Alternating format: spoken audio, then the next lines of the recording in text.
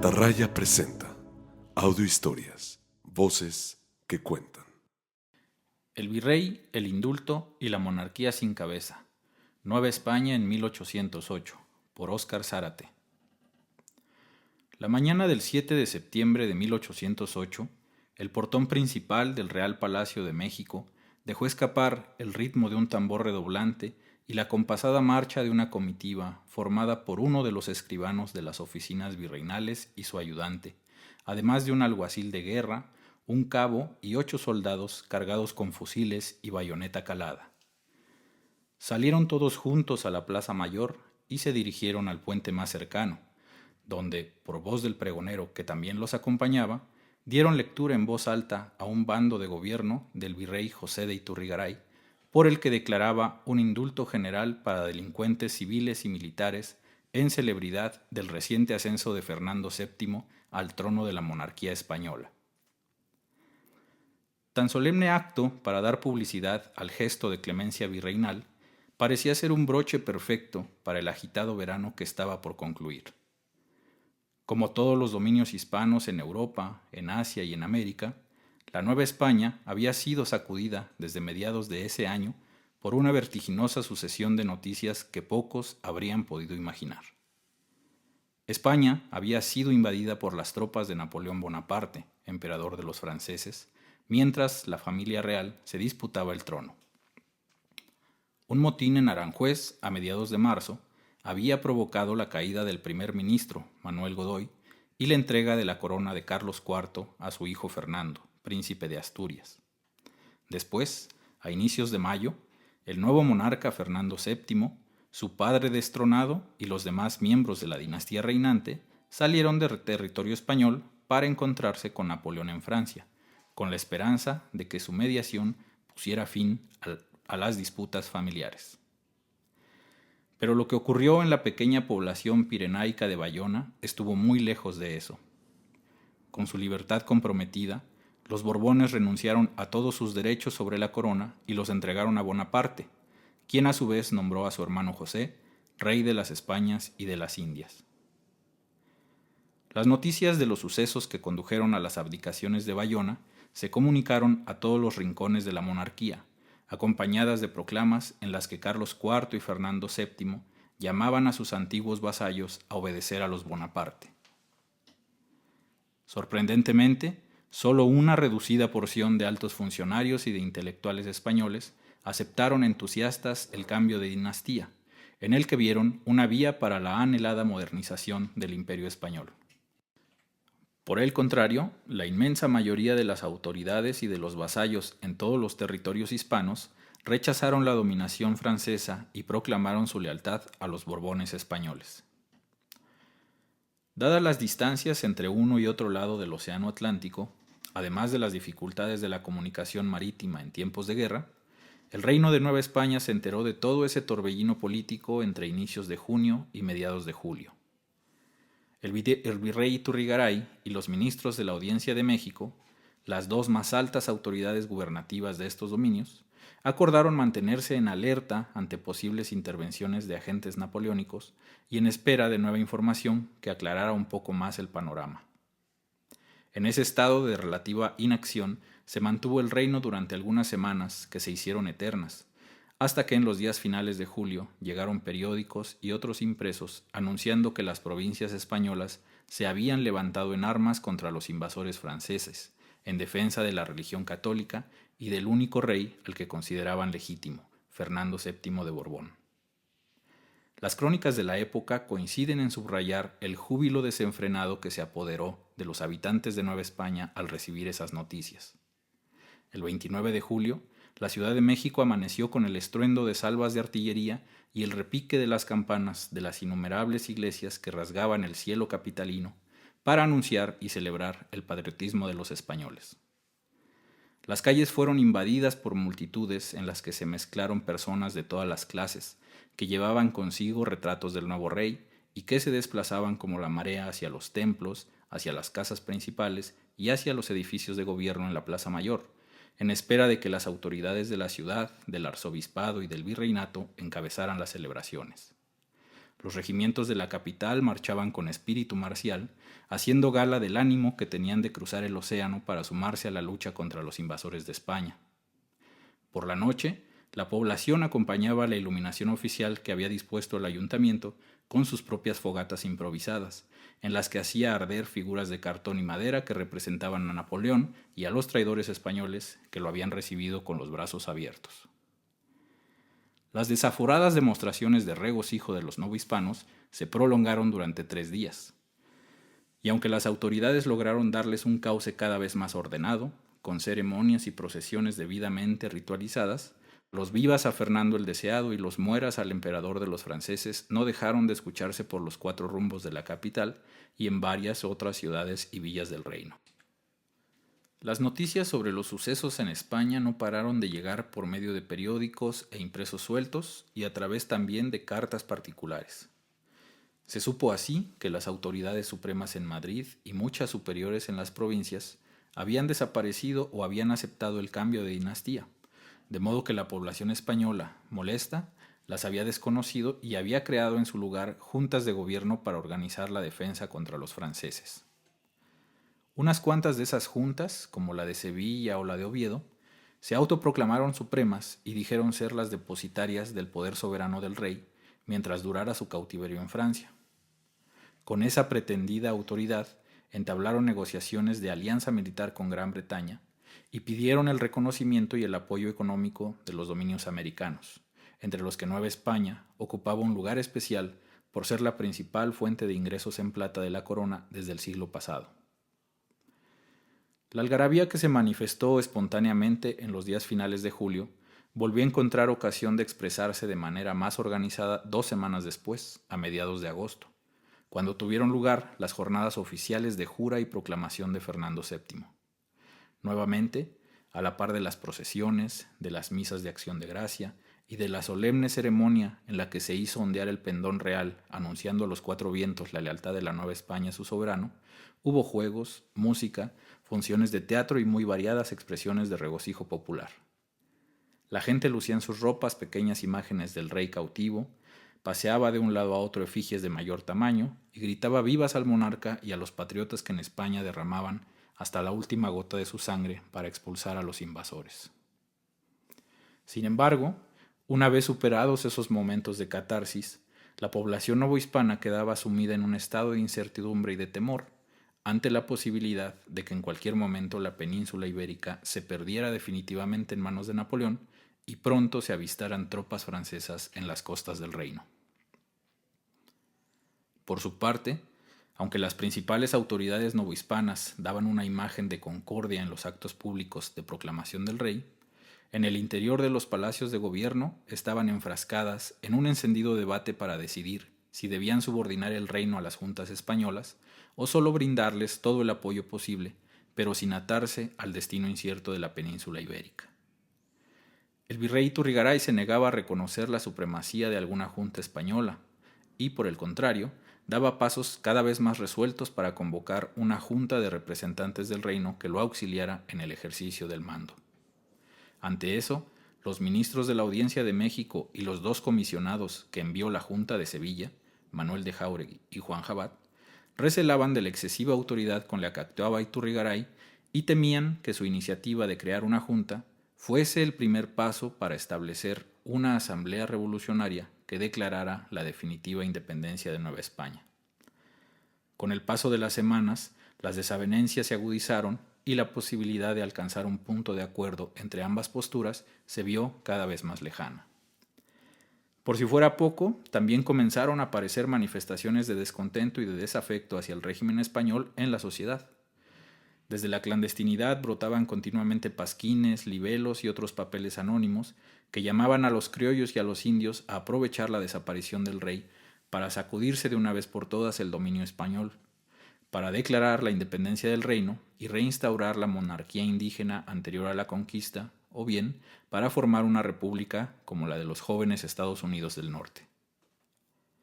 Muchos de esos papeles llegaban a las autoridades por mano de celosos vasallos que también denunciaban conversaciones sediciosas en los cafés, en las pulperías, en los atrios de las iglesias y en las plazas, así como una oleada de rumores sobre presuntos ánimos de insurrección entre la población.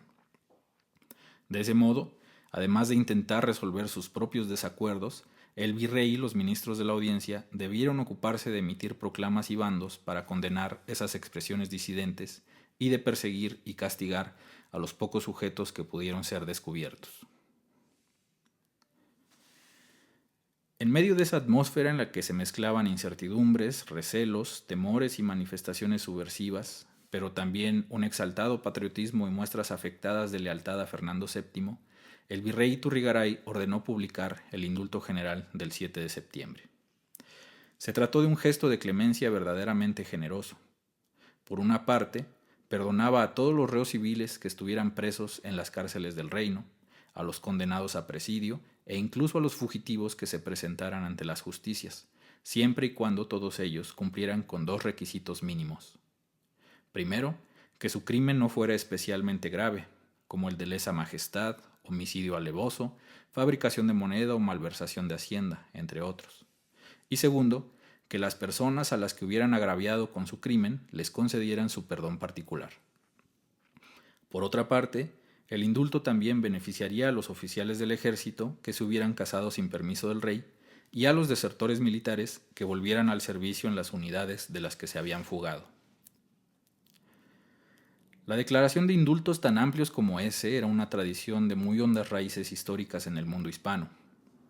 Los monarcas acostumbraban concederlos cuando ascendían al trono, pero también cuando ellos o algún otro miembro de la familia real contraía matrimonio, cuando nacía algún príncipe o infanta, e incluso cuando obtenían una victoria militar importante o alcanzaban un tratado de paz ventajoso. El más reciente antecedente en Nueva España había sido el de los indultos declarados por Carlos IV en 1802 y 1803, con motivo del matrimonio del propio príncipe Fernando. Pero en las décadas anteriores, a lo largo del siglo XVIII, hubo varios más a propósito de las coronaciones de Carlos III y del mismo Carlos IV, así como por matrimonios y nacimientos reales.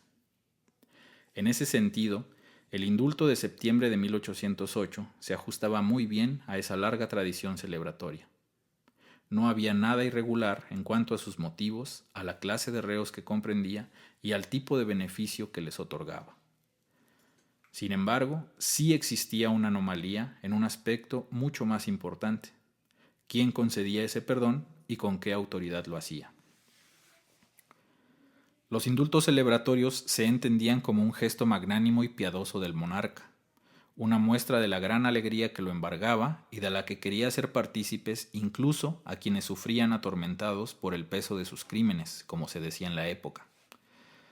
Con esa demostración de liberalidad y de clemencia, el rey además se afirmaba como cabeza política y moral de la monarquía,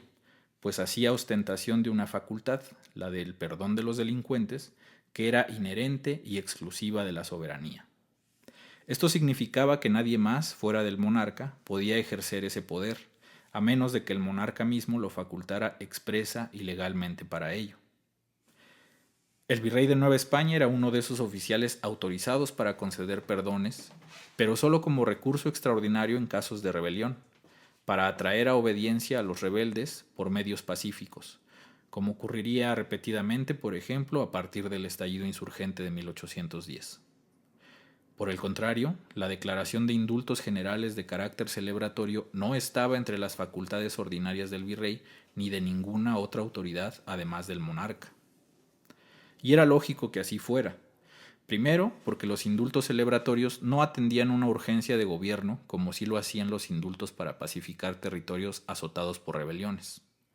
En estos últimos casos se esperaba que los virreyes y demás jefes superiores decidieran por su propia cuenta cuándo era necesario hacer uso de la fuerza y cuándo de la indulgencia para desmovilizar a los rebeldes y restablecer el orden. En cambio, los indultos celebratorios obedecían a una lógica diferente, que también cumplía funciones de conservación del orden, pero de manera menos obvia e inmediata, más en una dimensión simbólica de legitimación del rey como cabeza de la monarquía, detentador del poder supremo, padre amoroso de sus vasallos y príncipe apegado a los valores cristianos de la piedad y de la misericordia. Por eso importaba que esas demostraciones de clemencia se reservaran al monarca, para que hiciera gala de su soberanía virtuosa y despertara admiración y agradecimiento en la generalidad de sus vasallos. Por eso mismo, la costumbre en América era que los reyes declararan esos indultos en España y que luego ordenaran que también tuvieran efecto en estos dominios. Desde luego, nadie podía haber imaginado que un día el monarca no estaría sentado en su trono para declarar el indulto correspondiente a su coronación. ¿Qué debía hacerse en tal escenario? Sabemos que la respuesta que el virrey Iturrigaray dio a esa pregunta fue que el indulto debía publicarse y que él mismo se consideró facultado para hacerlo en nombre de Fernando VII como su legítimo lugarteniente en Nueva España. Su decisión fue anómala y delicada, sin duda, en un momento en el que además pesaban sobre él sospechas de que ejercía poderes soberanos porque quería independizar el reino y coronarse como su monarca. Algunos historiadores e historiadoras que han estudiado los sucesos del verano de 1808 en México sugieren que la declaración del indulto fue, en efecto, una de las acciones que confirmó esas sospechas y que convenció a los adversarios del virrey de que era necesario deshacerse de él para salvar el vínculo colonial de Nueva España con la monarquía. En definitiva, que fue uno de los factores que precipitaron la caída de Iturrigaray en la madrugada del 16 de septiembre, cuando cerca de 300 empleados del comercio de la capital asaltaron sus habitaciones en el Palacio Real, lo pusieron preso y solicitaron a los ministros de la audiencia que lo declararan separado del mando por razones de utilidad pública. De inmediato los ministros accedieron a la petición, destituyeron al virrey y lo enviaron a España para que las autoridades supremas de la monarquía lo juzgaran por su posible delito de traición y por las serias acusaciones de corrupción que también recaían sobre él. En los días previos al atentado del 16 de septiembre, Iturrigaray había concedido ascensos a algunos empleados públicos y militares y convocado a los ayuntamientos del reino para que nombraran diputados al Congreso que pensaba formar, actos que ciertamente estaban reservados al soberano. También fue visto con suspicacia el empeño que puso el virrey en ganarse el favor popular, por ejemplo, mezclándose con las multitudes que proclamaban lealtad a Fernando VII en las calles y arrojándoles monedas por miles de pesos desde el balcón del palacio. Además, el llamado que hizo a un par de regimientos de las provincias para que se presentaran en la capital fue interpretado como una búsqueda de respaldo armado para llevar adelante sus planes de independencia.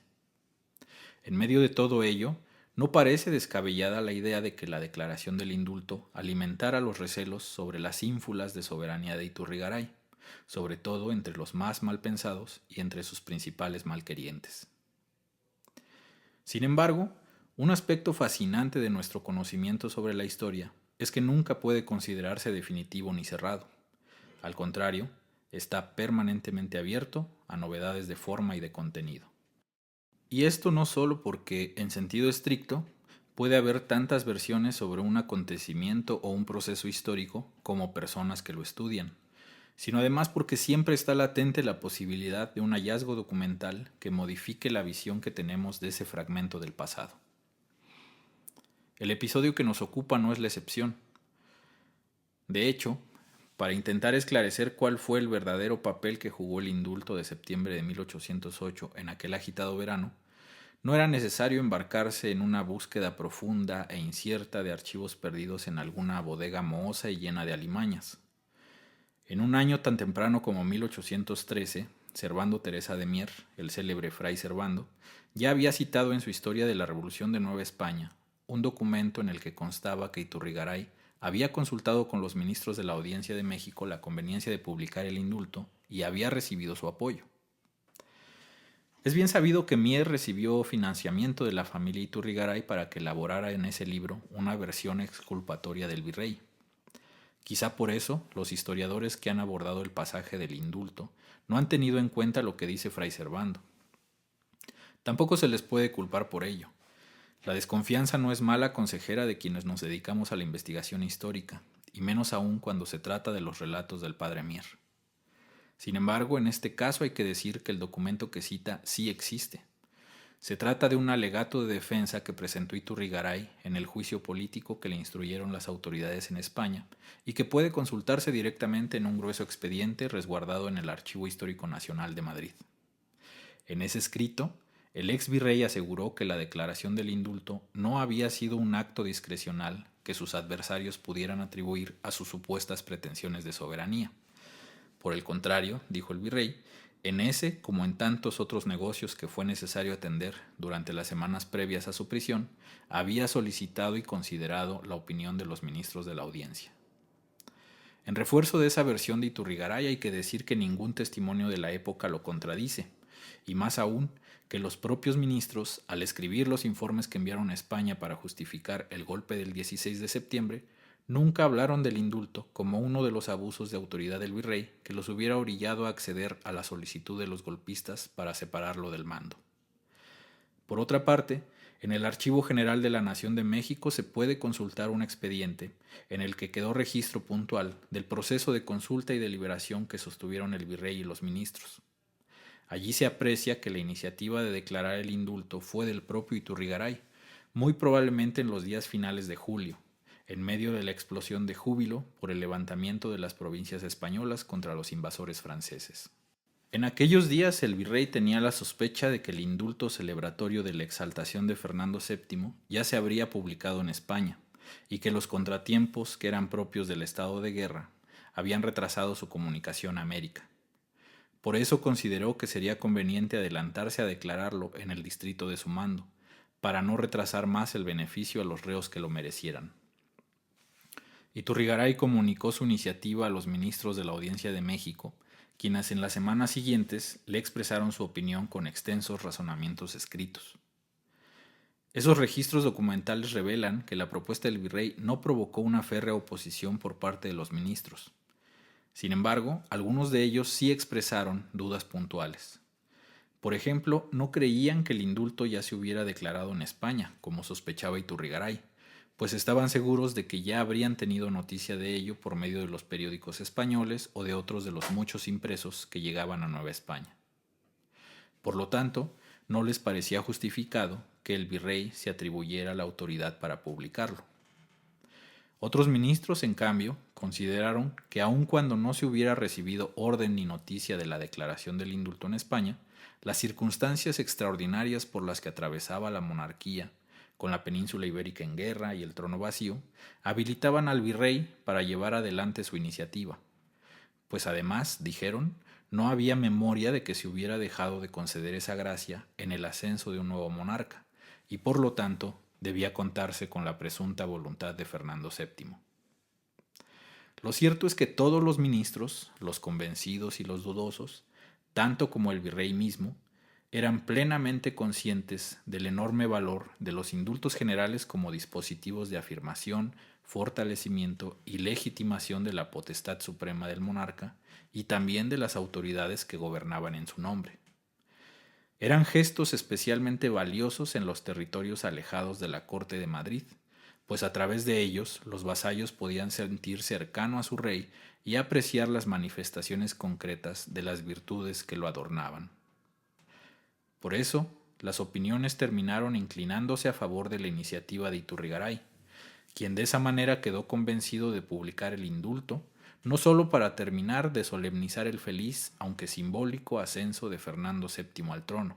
sino también para contrarrestar el impacto desestabilizador de los papeles subversivos y despejar cualquier posible duda sobre la obediencia que los vasallos de Nueva España le debían al rey cautivo. La gran mayoría de los relatos sobre los sucesos de 1808 en Nueva España dejan la impresión de que el virrey y los ministros de la audiencia se precipitaron a lo largo de ese verano en una espiral de animosidad y discordia que condujo fatalmente a la violenta destitución de Iturrigaray. Esa imagen surge de la documentación en la que quedó registro de las agrias disputas entre ambas autoridades para definir si debían someter el reino a alguna de las juntas formadas en España, como defendían los ministros, o mantenerlo independiente de ellas y crear en cambio una junta de gobierno propia, como sugería el virrey. Sin embargo, queda claro que si ampliamos la mirada y examinamos otros ángulos del acontecer político de esos meses, podemos descubrir aspectos poco conocidos y que modifican en alguna medida la visión que predomina sobre ellos. En este caso, al explorar el origen y circunstancias del indulto general publicado por orden de Iturrigaray el 7 de septiembre de 1808, se revela un punto de importancia no menor en el que las autoridades superiores novohispanas dejaron de lado sus profundos desacuerdos. El virrey y los ministros coincidieron en que la ausencia del rey no debía ser motivo para que por primera vez desde que se tenía memoria dejara de publicarse el perdón celebratorio de su ascenso al trono. Antes bien, esa ausencia hacía más urgente que nunca esa demostración de clemencia, porque significaría una afirmación contundente de que Fernando VII de Borbón, y no José Bonaparte ni cualquier otro intento de usurpador, era el legítimo soberano de estos dominios. Siendo así, es evidente y por demás dramático que los temores y los recelos de los ministros por las acciones de Iturrigaray, encaminadas a establecer una junta de gobierno independiente de las España, terminaron imponiéndose sobre la posibilidad de construir con él algunos acuerdos mínimos para mantener en orden y seguridad el reino en medio del torbellino que azotaba a todo el mundo hispano.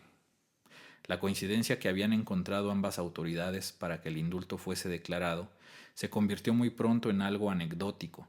opacada por el escandaloso atentado que sufrió el virrey apenas una semana después, precisamente con la aprobación de los propios ministros.